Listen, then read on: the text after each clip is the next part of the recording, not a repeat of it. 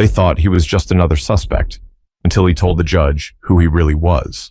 It started on a rainy Tuesday morning in Jefferson County, Missouri. A quiet courtroom, nothing special about it.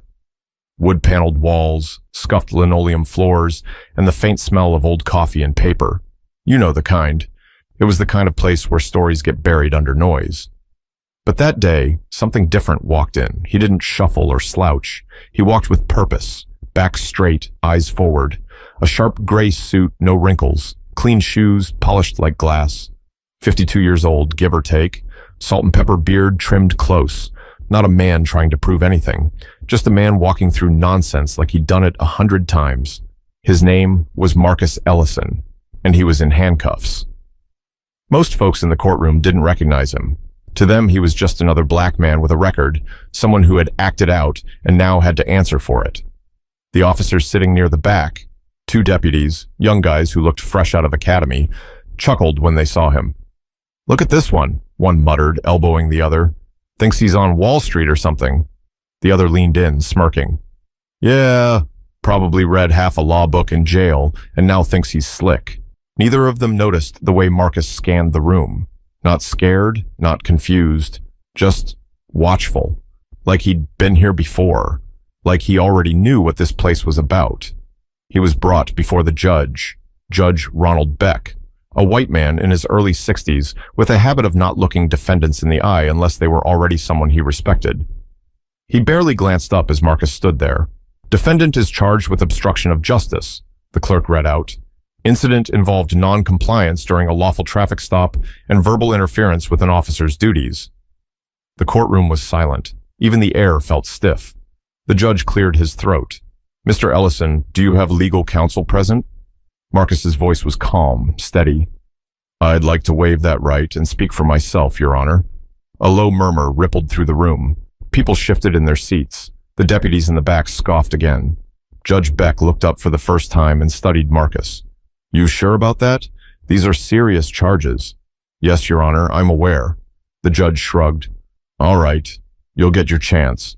But first, let's hear what the prosecution has to say." That's when the assistant district attorney stood, Rebecca Tinsley, young, ambitious, and clearly prepared to make quick work of what she thought was an open and shut case.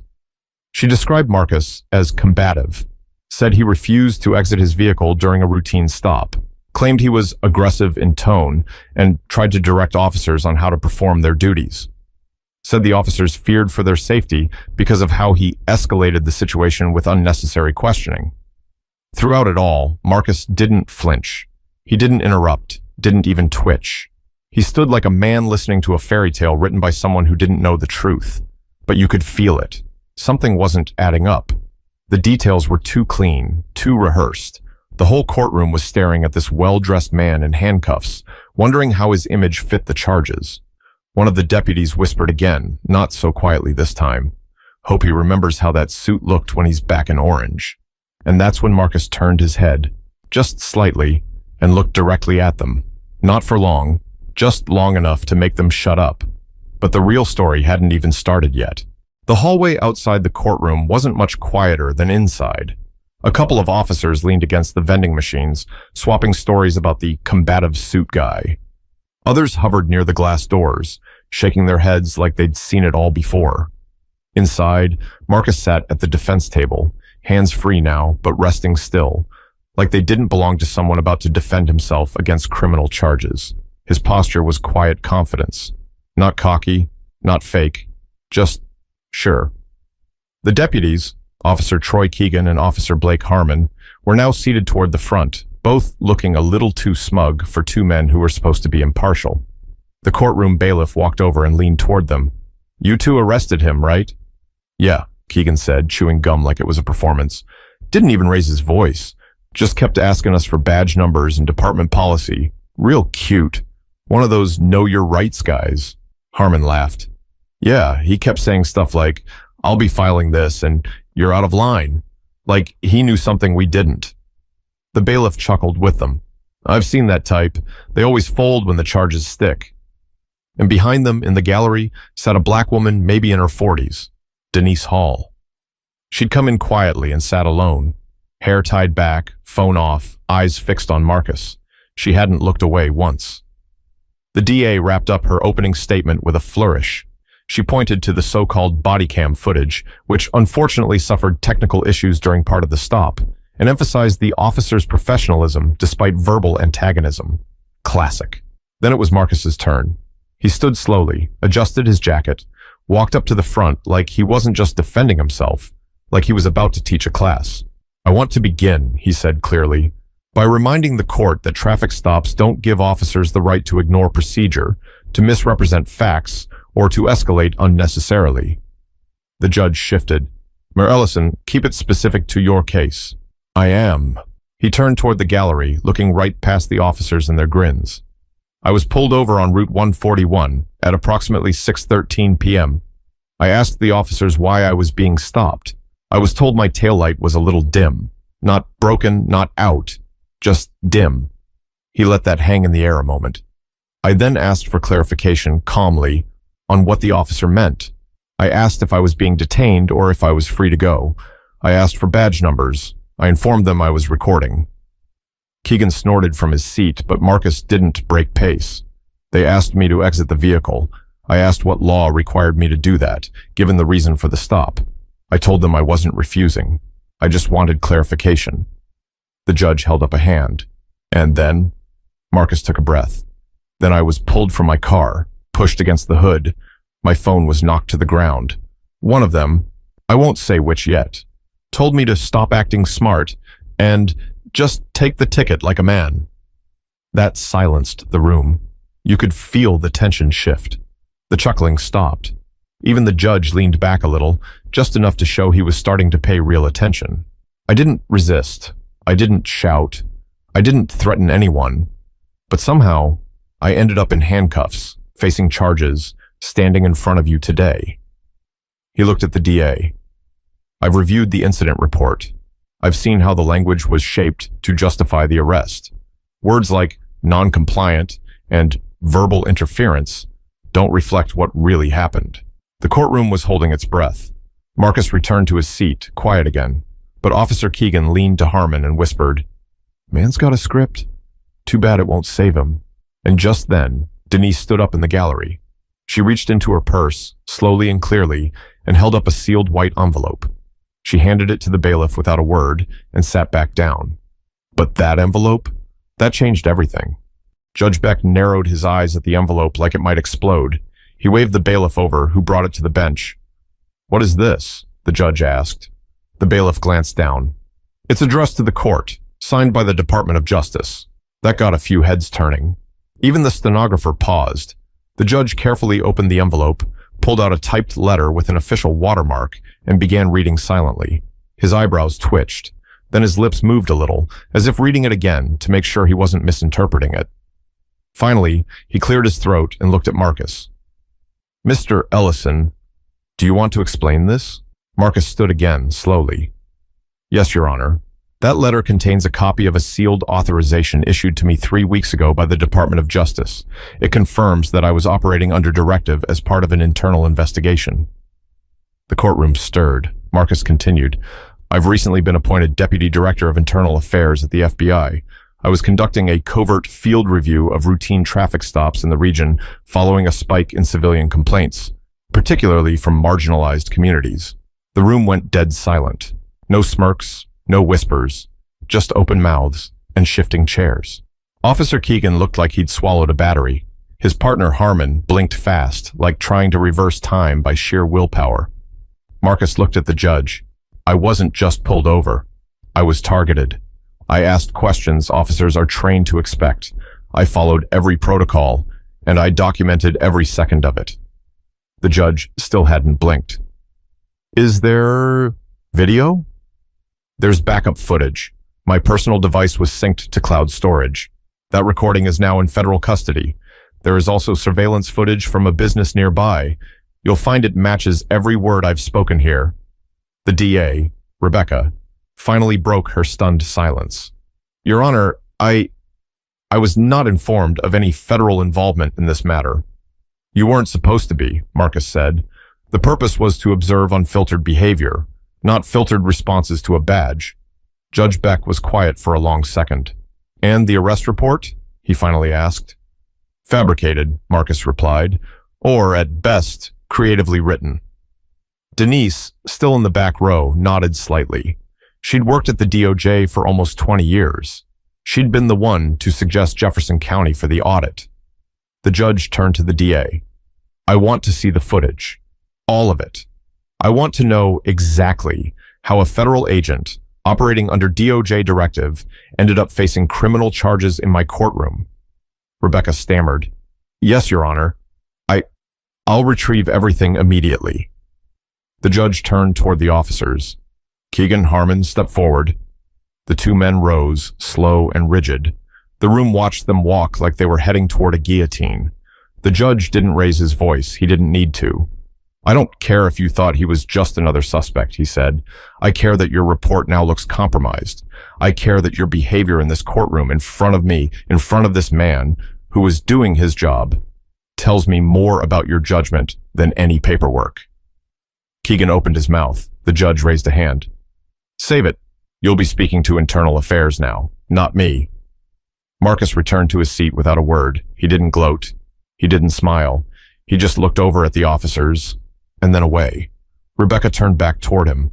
Mr. Ellison, It's done, he said quietly. The tape will speak for itself. He wasn't there for revenge. That was never the assignment. But Denise? She had tears in her eyes now. She knew what it had taken to even get someone like Marcus inside that courtroom undercover. She knew how dangerous it was, how easily it could have gone wrong, and it almost had. But the court hadn't seen the footage yet, and some people still weren't ready to believe what it showed. The next morning, the courtroom was packed.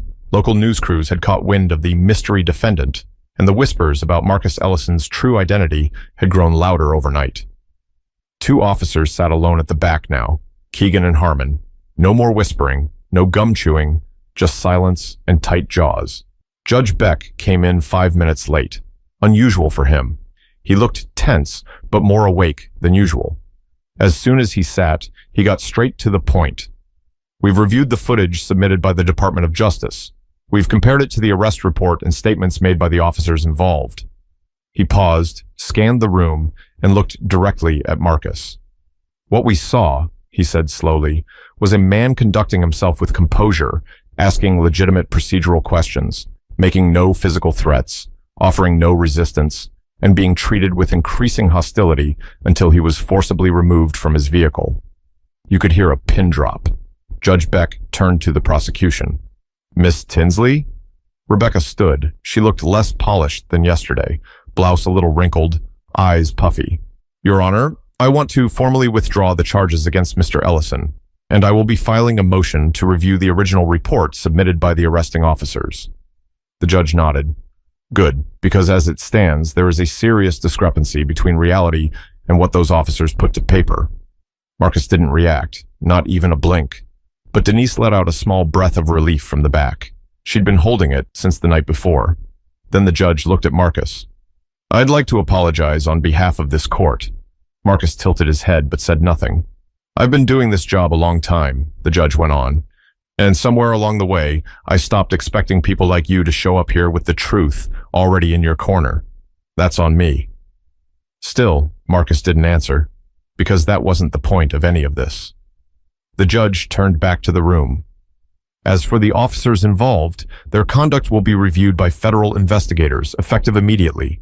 This courtroom will no longer be handling this matter. It is now in the hands of the DOJ. Gasps and murmurs filled the gallery. The reporters scribbled fast. The local deputy leaning by the door took 2 steps backward. Then, out of nowhere, Officer Harmon stood up. I want to say something. The judge raised an eyebrow. This isn't your time to testify. I know, Harmon said, his voice cracking a bit, but I need to say it anyway. Judge Beck didn't stop him. I thought I was just doing my job. I thought if someone asked too many questions, they were stalling or trying to bait us. I didn't think... He glanced at Marcus. I didn't think someone like him could really be watching us for a reason. I didn't think about why he kept asking for badge numbers. I just saw someone who made me uncomfortable and assumed that meant he was a problem. Marcus didn't move. He didn't offer a hand. He didn't need to, because the message had already landed. It wasn't about Marcus being FBI. It was about how quickly people made assumptions. and how dangerous those assumptions could be. Judge Beck finally looked toward Marcus again. "You're free to go." Marcus nodded once, calm as ever, no grin, no glare. He walked out of that courtroom the same way he walked in. Straight back, eyes forward, unbothered by the noise behind him. But the headlines that came after, those were anything but quiet. By noon, the story had made national news. Man in courtroom shocked officers. Turns out he's FBI.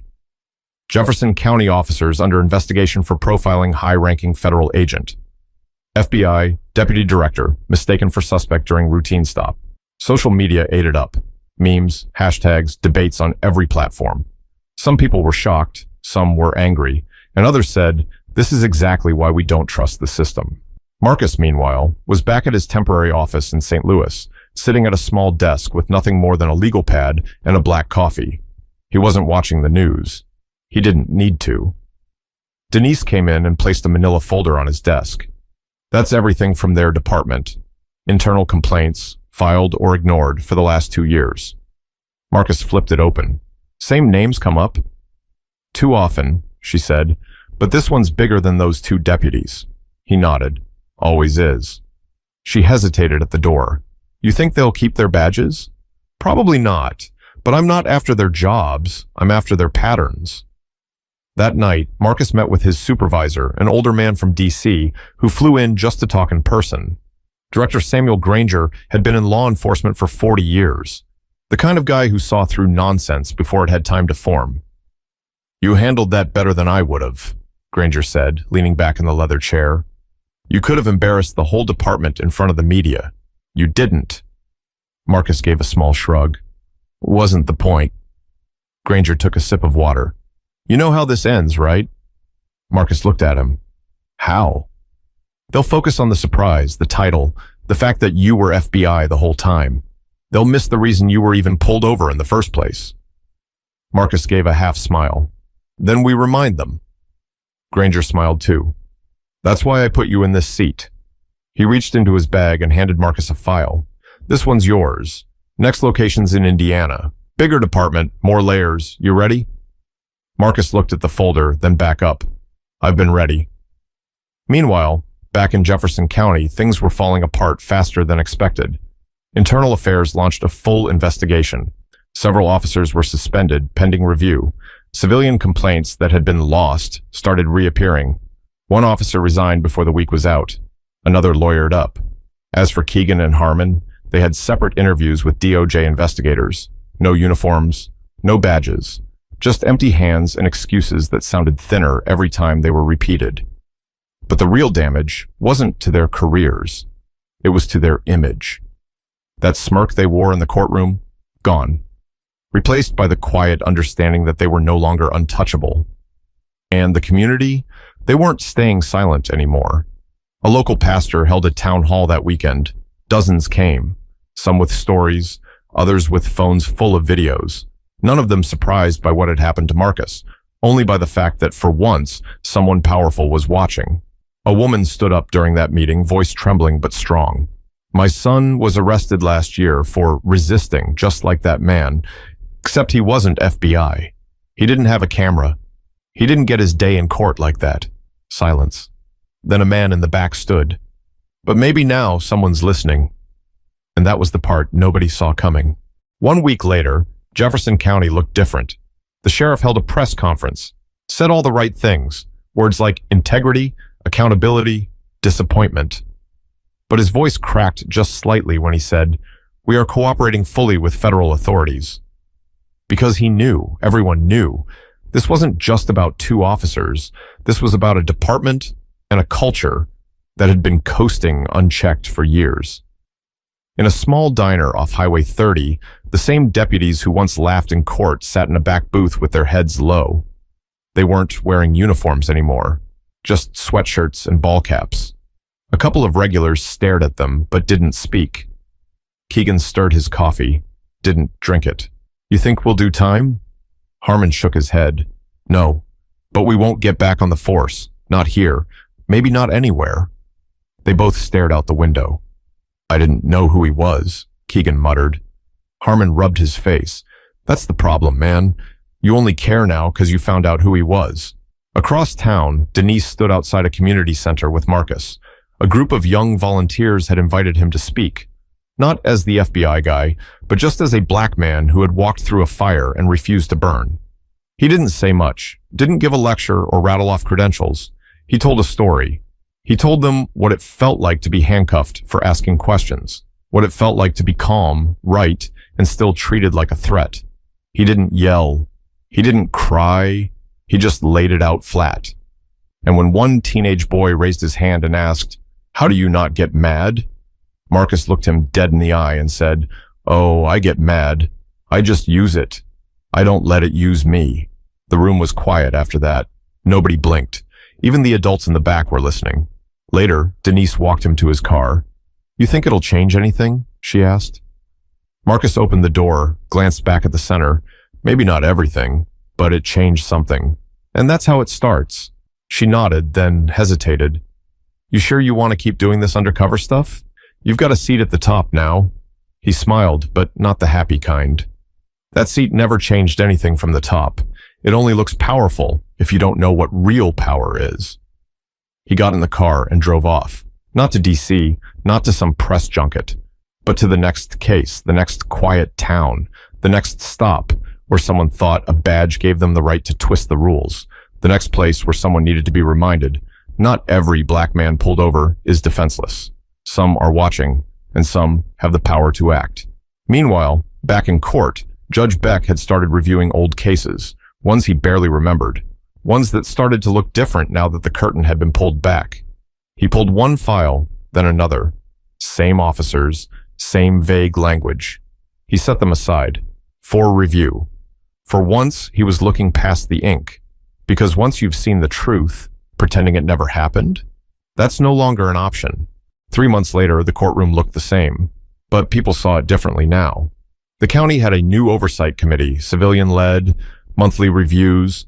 Officers were required to attend, not just to listen, but to speak, to answer, to be present. It wasn't perfect. Nothing ever is. But it was real. Officer Keegan now worked private security at a shipping warehouse outside of St. Louis.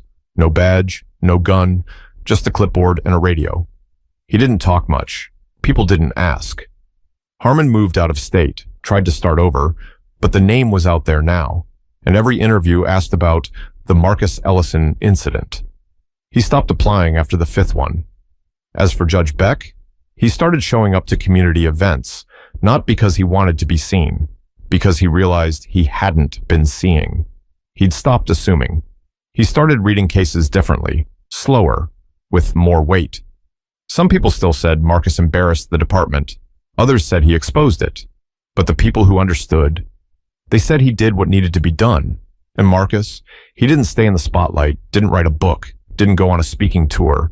He stayed quiet, moved in silence, kept going, because there were other towns, other departments, other people getting dismissed for speaking up, getting punished for asking the right questions the wrong way. You know the kind. There's a lesson buried in what happened. Not just about race, not just about power, but about assumption. About how fast people decide who you are before you say a single word. About how easy it is to ignore a man's truth when you think you already know his story. Marcus never needed the room to like him. He needed them to listen. And when they finally did, not because of his badge, but because of his evidence, his calm, his facts, the room changed. Because they didn't see him anymore as just a black man in a suit. They saw the gap between what they believed and what was real. And when that happens, that's where change starts. So next time you feel yourself writing someone off before you know them, pause. Ask why. Ask what you've been taught to see, and then decide if you're looking or just assuming. Because if Marcus taught us anything, it's this. Respect doesn't come after a title. It should come before you ever ask for credentials. If this story made you think about justice, respect, or the power of staying calm when the world wants you angry, share it. Start the conversation. We can't change what we're not willing to talk about, and we can't fix a broken system until we see how it breaks people in silence. Speak up, stay aware, and above all, don't assume.